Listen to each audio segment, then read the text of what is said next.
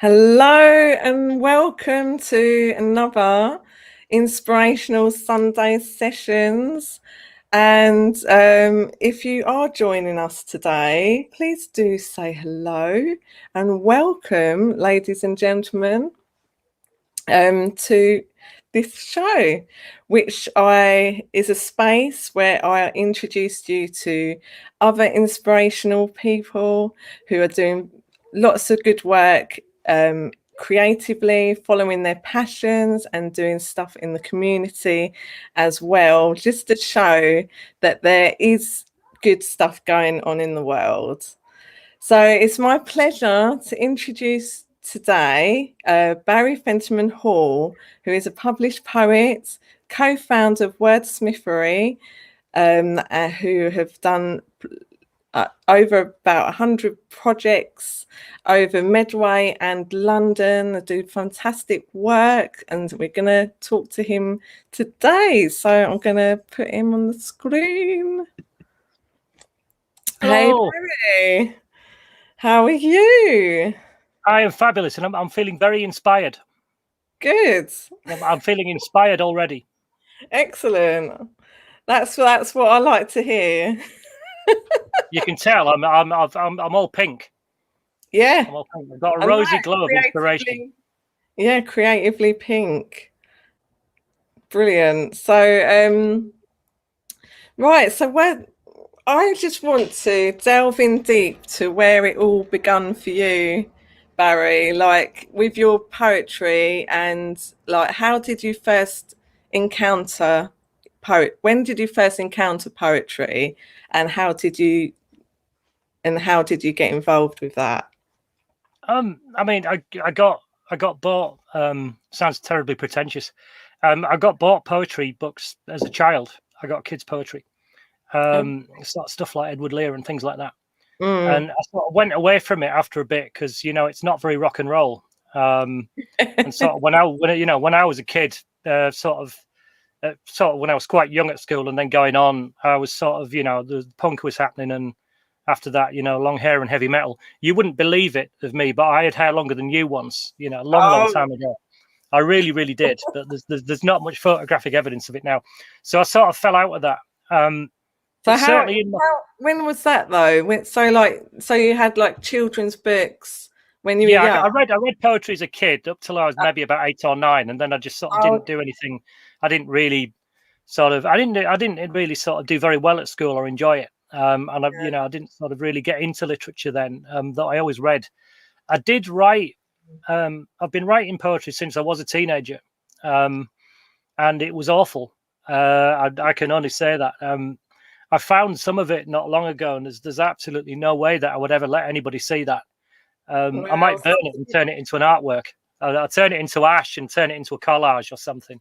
Yeah, then it would do some good. But obviously, I'd steal all the good lines from it.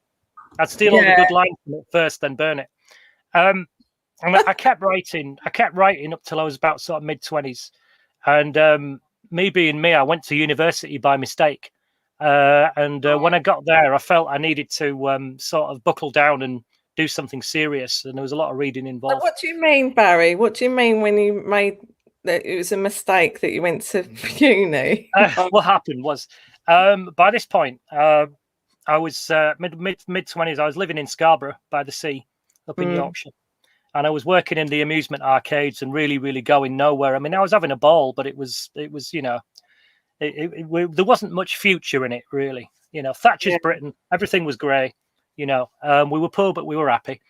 And I was living with someone then, and we got put on a scheme. We got put on a scheme called employment training, which they had then, or extra tenor as we called it, because that's what you got for it. That's what you got per week for it, and that was nice.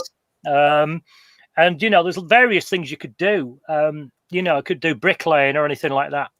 But I've done loads of crummy jobs already, and so I thought, right, I'll go to college. I'll go to Yorkshire Coast College and do that instead. And she went, and I knew she'd drop out. I basically went to be with her to sort of back her up and sort of keep her company. And she got fed up of it after 6 weeks, as I had a feeling she would. Mm. And I didn't for some reason. And it turned out I had a few good teachers, and they really believed in me. And they sort of persuaded me that this was a thing worth carrying on with, and I did. And basically, I'd walked out at Scorby Yorkshire Coast College in Scorby in Scarborough, Right. with a sort of university access certificate, not even really knowing what that was. And Yeah. because I didn't have a clue about anything, I applied for Oxford, Cambridge, Durham, you name it, and they all laughed at me. Well, basically, they didn't reply. Right. And eventually, I discovered clearing, and I went to the University of Teesside, which was fine because it was only about 30 miles up the road. Mm. So and that was, I did all right there. I come out of it with a degree, and I went on to do a bit of post grad, but it wasn't really for me. And Yeah. I'd moved to Surrey. That's why I live in the south now. I'd moved to Guildford in Surrey to do that, and I dropped out Right. of that. And I started writing creatively again. Then I'd stopped for about 10 years because I always liked to have a bit of an output. I did quite a lot of journalism when I was a Right. student. I Mm-hmm. used to be the editor of the student newspaper when I was at Teesside. Oh, I bet And you've got some, what was the most interesting story that you journal? oh god, the best Do- the best story was the one that never got written, because as I was editor of that, I managed to blag my way in to see Delamitri at the Middlesbrough Town Hall, Mm. with one of me reporters, and basically the band treated us quite well, and we just got so smashed on the sort of on the sort of wine they were giving us and all the rest of it that we forgot to review it. We, Oh we no. didn't we didn't make any notes at all. We just had a high old time watching Delamitri for free and hanging, sort of. And they looked after us and they were nice and everything. Mm. And it was a really fun evening, but we actually never even got to write the story. I was quite proud of being editor of that though, because they'd had 3 editors before me who hadn't even produced an issue, Mm-hmm. which is a bit of a contradiction in terms there, really. They're editor of a magazine that doesn't exist. But I actually did manage to do one. And they stamped down on that pretty quickly, but we did manage to get one out, and it was okay. We were interviewing local footballers and stuff like that. It was all pretty cool, Mm-hmm. and it meant I got to do lots of things. I got to go to things. I got to sort of work in the NUS. It felt like I was actually sort of achieving something. That's where I actually first started putting events on. Yeah. While I Oh, was at university, when I was at university, I first started putting gigs on. In those days, it was music. But yeah, we did. We put some stuff on while I was there, and that's when I first got into that. okay. But So yeah, that, yeah. So then I guess, so when so wordsmithery started, how um was that stemmed from the events that you were putting on, or how now did that that go? wordsmithery was kind of. I mean, wordsmithery came out of ME4 Writers, which was a sort of Oh, writers collective from Chatham, as ME4 Writers would denote. That really predates me. That was something that Sam had started with some other people, Roy Smith, among others, and Sarah Jenkin, and a few other people were involved in it. Philip Kane had okay. come to a few things, but Sam was the person who ran it. And I'd met her, in 2011, and ended up moving. Well, actually, I think we probably met in 2010. Can't remember, 2010 or 2011. But I certainly came to Medway in 2011. Oh, okay.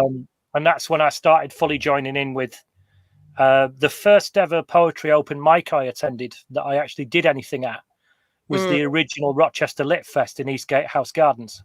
Oh, And it was being run by Philip Kane. And that's when I first met him. It's when I first met quite a few people that I'm still in contact with, actually, apart from Sam. But eventually, ME4 Writers morphed into Wordsmithery. It kind of became a company, right. became a publishers, and we worked together well on it. And Sam had already done the hard work. She'd got it started. She just needed a big northern loudmouth to sort of come in and sort of do a lot of shouting and sort of public publicity work and things like that. Right. But sort of all the adult stuff that happens in Wordsmithery that keeps it running. Trust me, it's Sam that does that. Oh, Um, well, you seem to be like a great driving force together, because you've done like over 100 events over Yeah, Medway. yeah, yeah. I mean, it must be easily that by now. Yeah. Yeah, I mean, Roundabout Nights went for, oh heck, it must have been 5 years. Mm.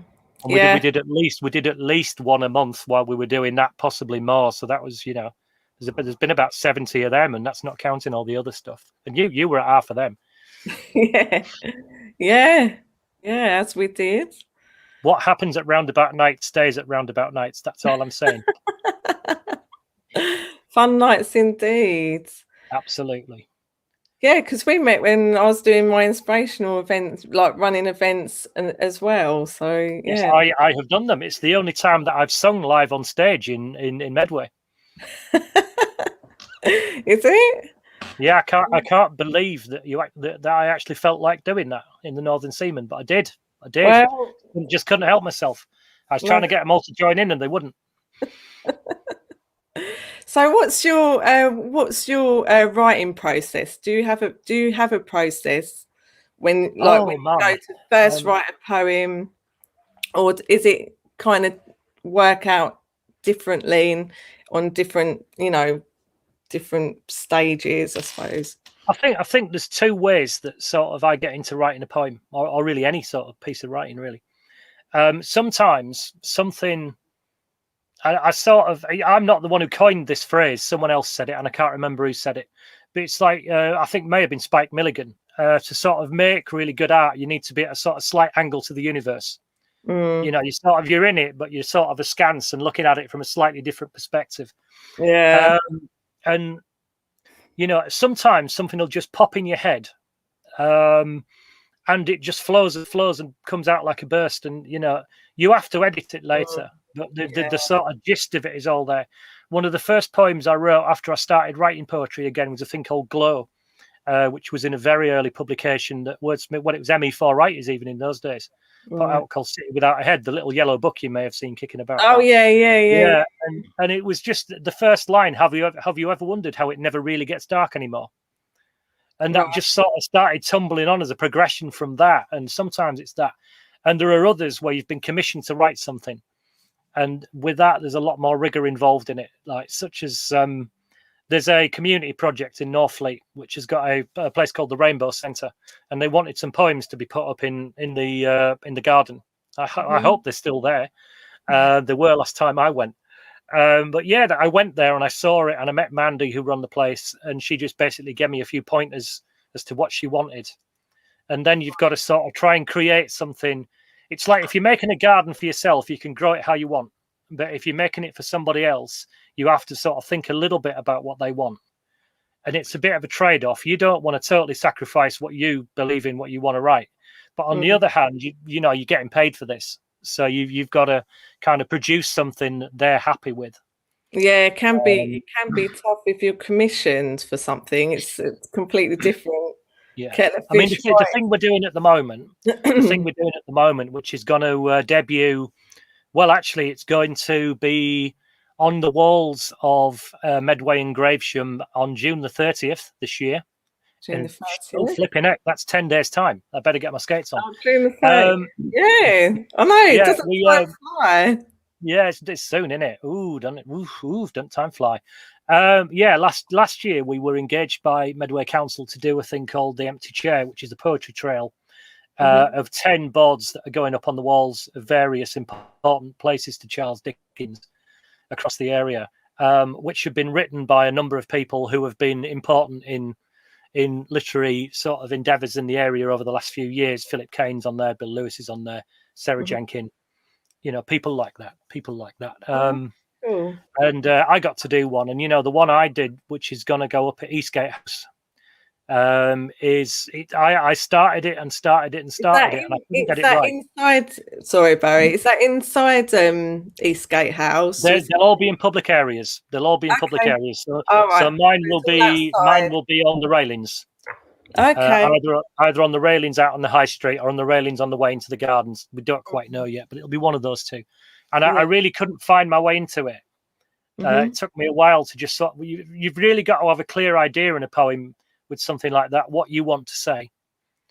You know, if you don't, there's some that are great where you're just having fun with language. It's a bit like having a jam in music. You know, Yeah. if it's jazz, you don't know where this is going to go, and it could be beautiful.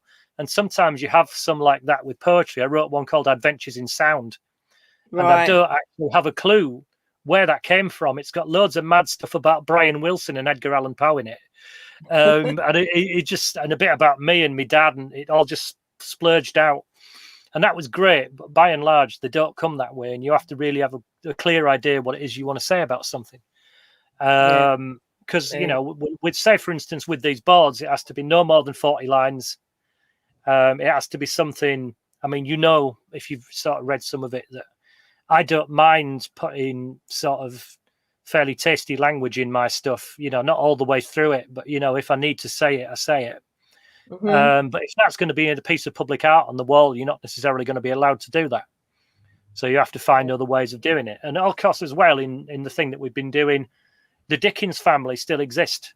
You know, in one of the places where we're going to have one of the poems at, the Right. Dickens family still have an interest in it. So you Okay. know, and when they get to see it, you know, if they see something on there about their ancestor that they don't Mm. like, Oh then they're no. going to have something to say about that. Luckily, we've been okay with that. You know, and we've had 10 pieces that are really, I think, really challenging and really good. And they're going to be on the walls from June until December, when Oh, hopefully they're going to have the Dickensian Christmas celebration this year. They, fingers crossed, they are yeah. actually going to have that this year. So they'll stay up for that, and then after that, they'll either be kept by the venues. We might give them to the people who wrote them, whatever, but they'll come down from there. But you know, it's going to be lovely to finally get it done, because Yeah. it should have all been and gone by now. But you know, such is the way the world has gone. Yeah, I know. And it's like it's crazy. Like I've had like so many holidays cancelled this year, Yeah, like and last year. we're determined that when we've got everything done this summer, we're just going to go somewhere in September if we're allowed. Mm. Renew the passports and just go somewhere. Sweden, maybe. We Well, like hopefully, Sweden. fingers crossed you can get out of here. But yeah, we're going to have a summer of basically just non-stop work, and you know, because well, a semblance of Judicious Heretics is coming up again, Oh, which okay, you are in, yeah, which you are in. yeah. The Do website is explain nearly about finished. how, yeah, before you start going in, explain how that come about, that project, because Uh, it was an yeah, amazing project and it was lovely to be part of it. And that was quite a few years ago that started, isn't it? yeah. The first time it was part of Rochester Lit Fest. When that was a bit of a different thing. It's the Lit Fest is more about crime fiction now, and it's fine for that. You know, crime fiction is. I mean, I work in a library, and crime fiction is really, really, really, really popular. Yeah. And some of it's brilliant. I love a good Ian Rankin. But yeah, we started out, and I think it was based on Byron. I think it was the thing was mad, bad, and dangerous to know. Right. And we had this idea that we wanted to get everyone together. We wanted to find a way that writers and artists could work together to Mm. make an exhibition.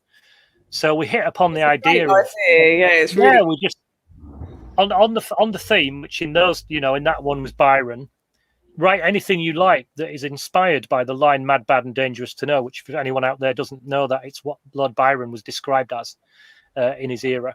Mm. And the way that people can interpret that, because all we said was you have to make it under 500 words. We don't care what you do. Could be a story, could be a poem, could be anything.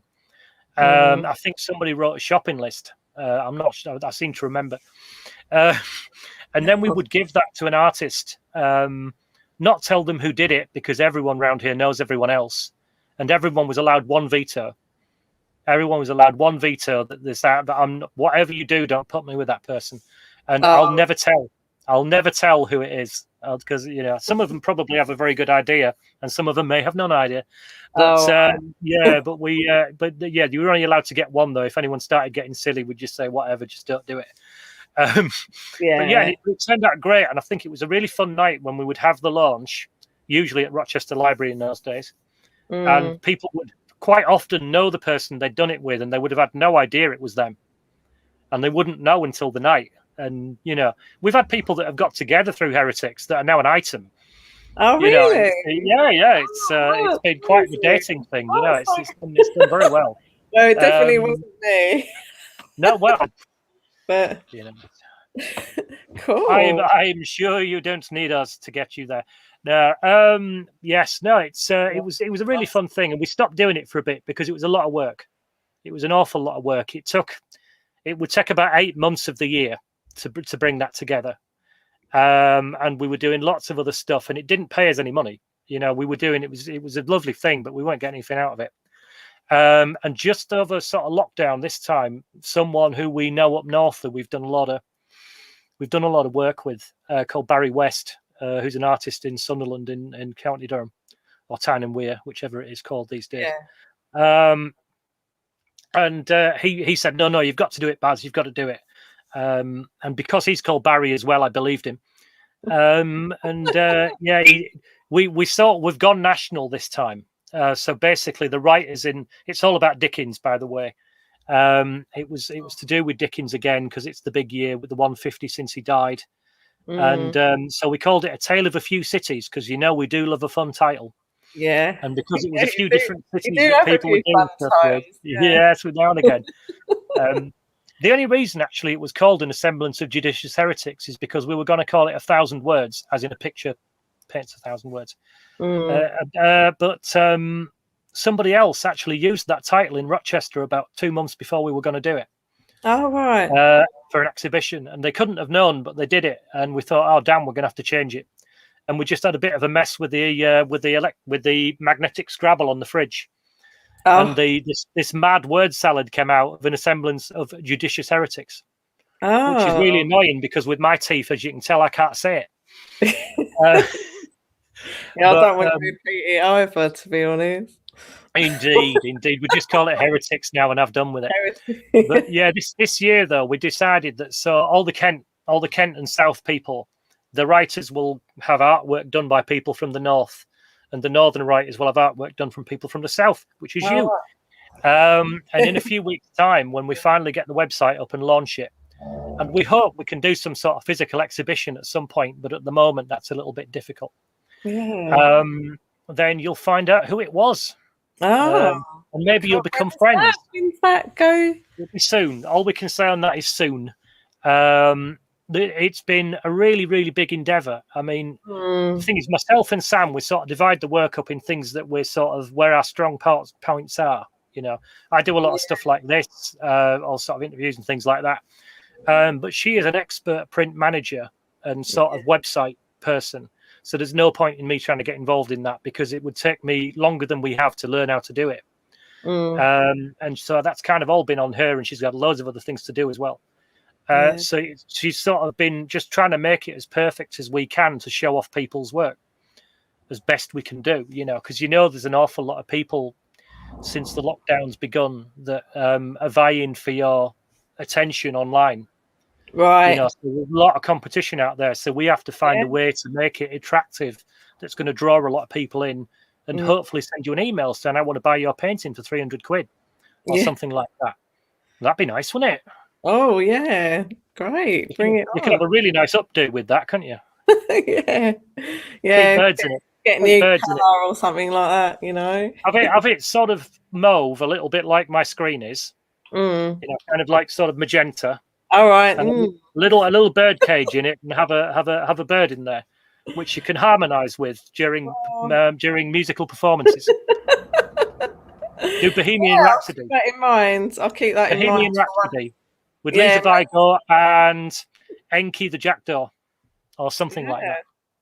Yeah, could be an idea for one of my videos.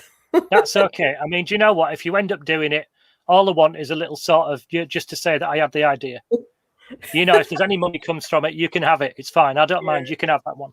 Oh, lovely. Thank you very much. So Confluence. Yes. I almost forgot about that. Yes. Yeah, number 13 we'll be doing in the autumn. Oh, wow. So does that count? How does that work then? So how did that start? Actually, rewind that question. How did that start? Now let me see.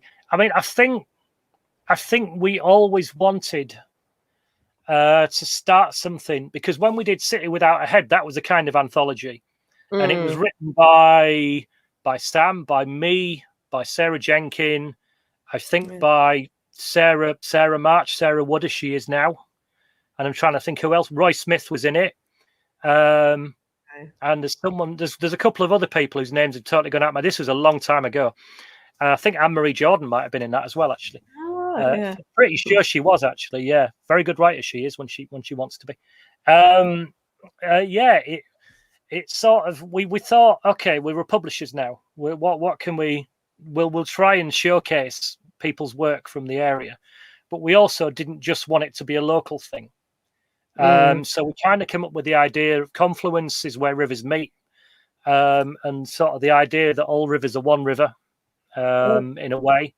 And of course, that is what happens around here. The Medway meets up with the Thames, just sort of north of here. And we wanted it to sort of, by and large, be about half from this broad area, from the sort of Kent region, and people we kind of know. Some we didn't, though. You know, some people locally we'd never heard of have turned up and sent us stuff, and it's been brilliant. And it's great because the more people you meet, you know, it's good. But we also wanted it to be a case of that meets the rest of the world.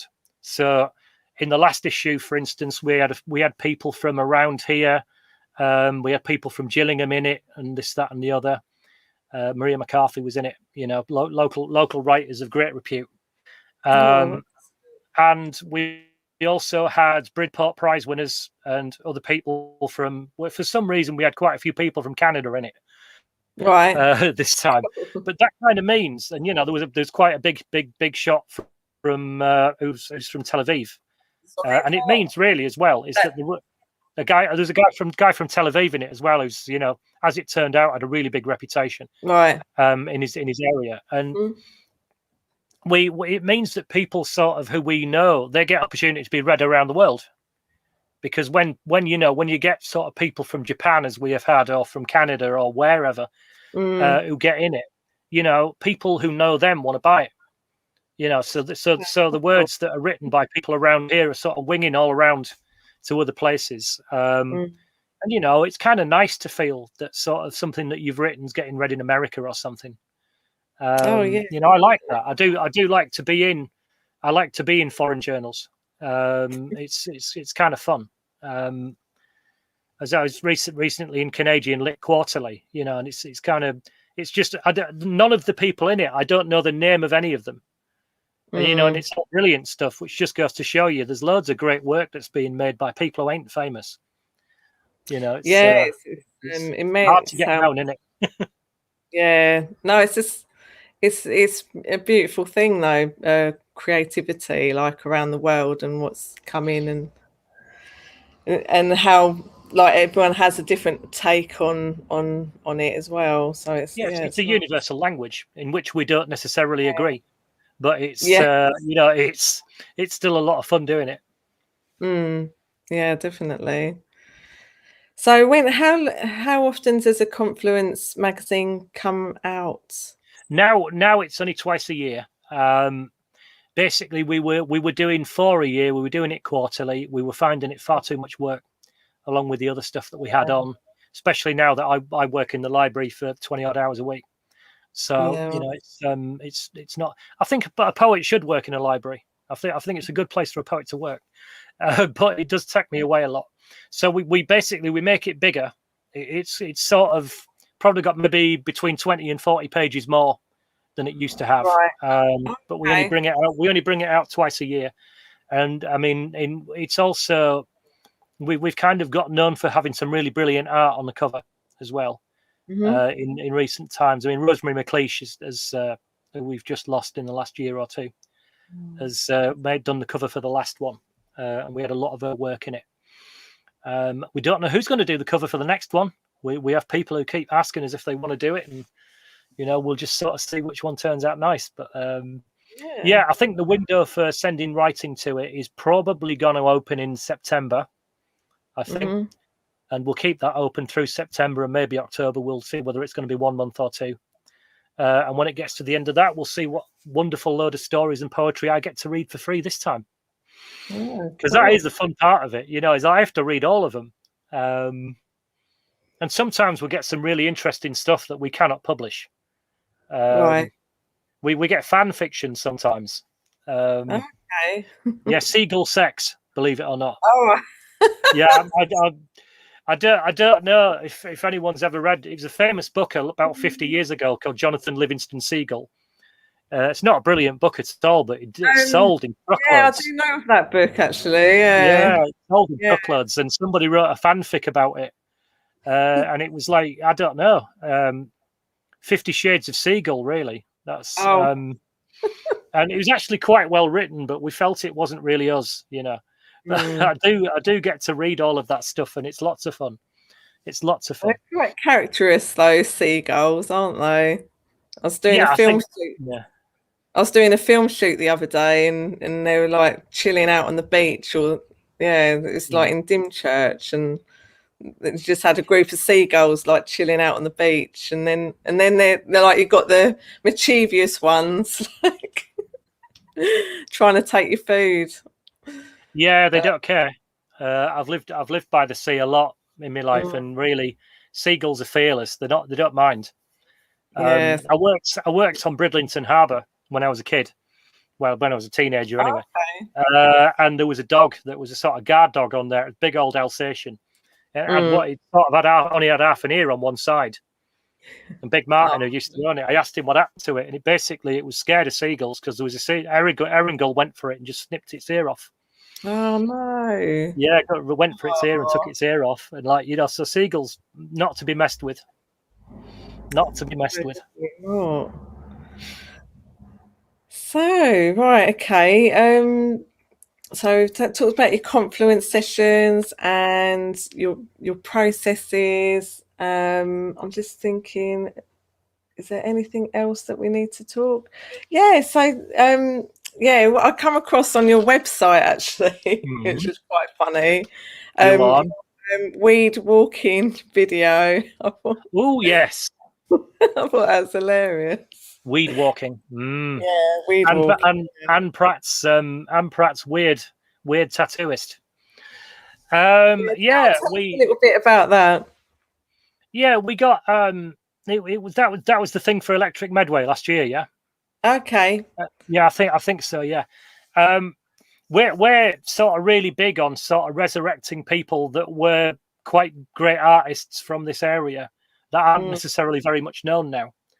And in the time that Dickens was alive, there was a woman called Anne Pratt, right. whose family all came. They were from Strood, and she was born there. I think she was educated at Eastgate House. She lived in various places in Chatham. She Okay. got married at Luton Church on Luton Road, and Mm, she was the foremost botanical illustrator of her time. Right up until sort of quite recent times, if you see a sort of diagram of a fern in a book, right. it was probably originally made by Anne Pratt.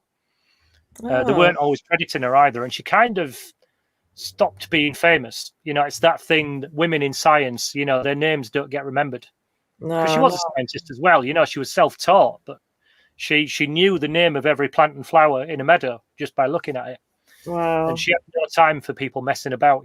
Sort of apparently men would say because they quite like the look of her, and oh, I've got this really great flower. I want you to come and see with me in the meadow, and she'd go and see it, and it'd be something like a daffodil. Oh, She'd be most disgusted with these time wasters. Didn't get yeah. married till she was 60. She said she didn't find anyone worthy till she was 60, I think. Mm. Oh, Um, yeah, her books are out there and they're beautiful. They really are. The way that she draws a dandelion, it's amazing. And I right. love a good dandelion. Mm. Yeah, and we sort of wanted to sort of resurrect the idea of her being an important thing. Oh, And cool. I had the idea of being quite an odd person and a writer that Mm. wouldn't it be fun if there was a sort of modern day tattooist called Anne Pratt who only drew flowers on people's arms, and Yeah, after she'd drawn them, they kept growing nice. until you just might just have a sort of rose there, but after a few years, it'd be growing all the way up your shoulder. And I like crazy stuff like that. Yeah. So we did something along the lines of that. Yeah, And it's great to. I do like the thing that she tasted nearly everything that she sort of found as well to see if it would do you any harm. Did she? Um, yeah, Oh, she'd tell you, oh, her favorite word was acrid. You know, oh, this tasted acrid. It was awful. And there were some that she knew you shouldn't touch. And I think it sort of says a little bit about those times is that people would just go out and forage. You know, if you sort of see in the history of something like, say, valerian, you see red valerian all around Chatham. It's a thing that always grows out of gutters and grows on rubbish tips and stuff like that. But yeah. apparently in Europe they still use the leaves for a salad, and Yeah, right. they used to use that in Britain as well. Of course, you don't now. You just go buy a bag of it from Tesco's. But like in 1850, this is what you might use. So people Mm, needed to know. People needed to know if there was something that out there that could poison you. yeah, Because you know, wild garlic looks a little bit like hemlock and a little bit like fool's parsley, both of which can kill you. right. Sure. You know, so it's quite important to be able to tell the difference if you're going out foraging for a few herbs for lunch. You know, Yeah. and Anne Pratt was sort of quite into making sure that people were able to do that. No, that's brilliant. No, I haven't heard of her either, and yeah, it's definitely that's it. That's some of the sad things in history, isn't it? Yeah, Women's work gets lost under the male kind of dominance, but that's yeah. kind She used to get of other. disparaged. There was a quote from somewhere I saw. Even the people that one of the people who reviewed it, they said Mm, that the art is brilliant, but surely this must have been made better by the guys who set the plates that did it. So it's not her that drew it; it's the printers that should get all the credit, you know, which is yeah, total nonsense. But there you go. Such is life. yeah. Well, We're going to put her name out there again. yeah, well, hopefully with the equality, we'll get Hmm. there. There are lots of projects happening around the world that are Yeah, yeah. trying to go for equality. So hopefully we'll get there. It's Yeah. one thing with wordsmithery. Actually, we always do make a point of it. Mm, Um, we are both white middle aged people who were born in England, and we're not wealthy, but we have an all right life. You know, and we always like to make sure that on any bill that we put together, certainly at the very least, we'll get it half male and half female. Except there was one time we did an all female lineup for roundabout nights for International Women's Day, which is perfectly hmm. fine. Yeah. Um, Yeah. and Well, but that's I mean, different. yeah, I mean, by and large, we do like to make it as even as we can. Mm, And as you know, as representative as is possible, really, of yeah. all walks of life. You know, I am an old guy with a beard, but not all old guys with beards are poets, and not all poets are old guys with beards. So we do have to make sure that that's not what we do with everyone. You know. Yeah, no, that's great. No, you've done brilliant work in the community, and Hmm. yeah. So, if anyone wants to join you, can you have a quick reminder about your the on the 30th of June? 30th of Your June, the empty chair Dickens 150 plus one commemoration is going up in various places across Medway and Gravesham. I won't say exactly where yet because it'll spoil the surprise, but you know, at least one of them's at Eastgate House because I let that one out of the bag. oh yeah, But yeah, so that will be that. From that, some of them may appear a little bit before that because just for the point of getting it to the people, and then maybe they'll put it where it should be before actually then. But by June the 30th, all of so them will be in so place. so where will it be publicised? Like, so people know how to get. Everywhere we can. I mean, we're going to have. We've made a map which has been designed by Heather Haythornthwaite, and it's beautiful. And that's going to be. We've got loads and loads of those printed up. They're going to be available in libraries. They're going to be available in one of the shops. Which one of the boards is going in? They're going to be basically anywhere where we can put them. They'll be in tourist information, in the brook, anywhere where it's a place where anyone can just walk in, and they can get this thing and they can follow the trail if they want to. Although Brilliant. it's about from one end to the other, it's maybe about 7 or 8 miles. So if you're going to do all of them, take a nice pair of boots. Yeah. You know, it's quite a long walk. You might want to take a day or two and just visit them in little bits, but yeah, it's gonna be a lovely thing. And that'll be we'll probably do a press release for that as well, and see if we can get Kent Messenger and such to come down and photograph them and this, that, and the other. Oh, cool. For that as well, though, we are going to have a launch night. The date is not yet set, but it's going to be at Rochester Art Gallery on Rochester High Street, and we're going to get the writers down to come and do the piece that they wrote and maybe a little bit more. And there'll be cheese and there'll be wine and oh, it'll all be lovely. Yeah. Oh, you're smiling now. You're coming now, aren't you? Yes, you are. I can tell. Yes. Yes. I'll check my diary on that one. Always good for a schmooze. Yeah. I mean, I tell you what, the reason why, I mean, I would tell you the 10 people who actually did the writing for it, but without fail, I always forget one of their names. Right. It's not, I don't mean to do that. And I always forget one of them and it's never the same one. It's never the same one. Although actually, if I can't, no, it's not. I can't even got it there, so I can't tell you. But okay. Watch this space. Yeah, watch this space. So yeah, so like if anyone's watching on YouTube, you can. Do you have a Facebook page? Yeah, there's a Wordsmithery Facebook page. Everything's on there. I'm Barry Fentiman Hall. That's what BFH means down in that corner. You can find me on Facebook, definitely. And if you don't seem too odd, I will return your friend request. And an awful lot of things that we do, you will find out on my page as well. But there's one for Wordsmithery. There's also one for Confluence. In fact, there's actually one for everything that we do. There's a Facebook page for it. There's an empty chair one. There's a heretics one. We don't use them all very much throughout the year because there's not very much happening. But once it actually kicks in, you'll see a lot more stuff there.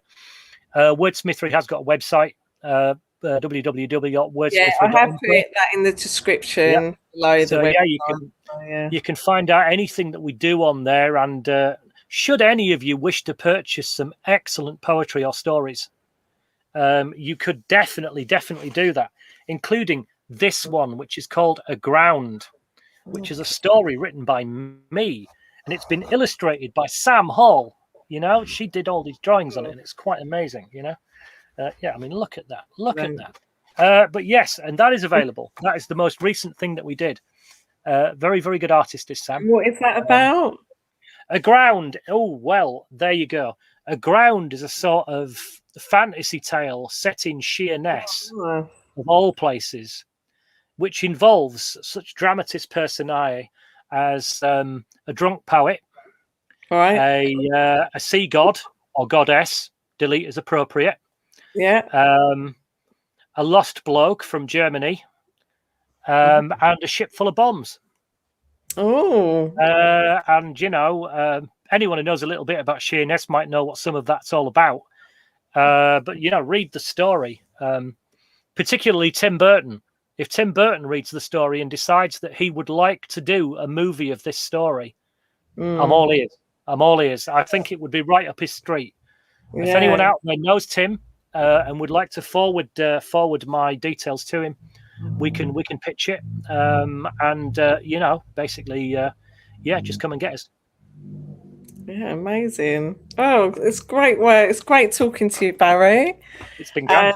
And doing amazing work as always. Mm-hmm. So I'm gonna say goodbye to you. So yeah, like in the description below the website, I'll have all the details if you want to get to know more about it's down there. It's there. Cool. Yeah. So I'll say goodbye to Barry. So just put goodbye to you too. Thank you. Thanks for coming. Thanks everyone for watching. So glad that you're able to make it. I won't be doing an inspirational Sunday sessions next week because I'm filming for my next release, music release, which will be my 4th release. And also I have my 3rd release, New Beginnings, coming out on Friday. So and then the video for that on Sunday. So but if you enjoyed the show, please like and subscribe. I will probably do another Sunday sessions in the next 2 weeks with a new guest who hopefully give you some inspiration to enjoy your creative, to help you keep going on your creative endeavors. And yeah, so goodbye for now. Have fun being creative. All right.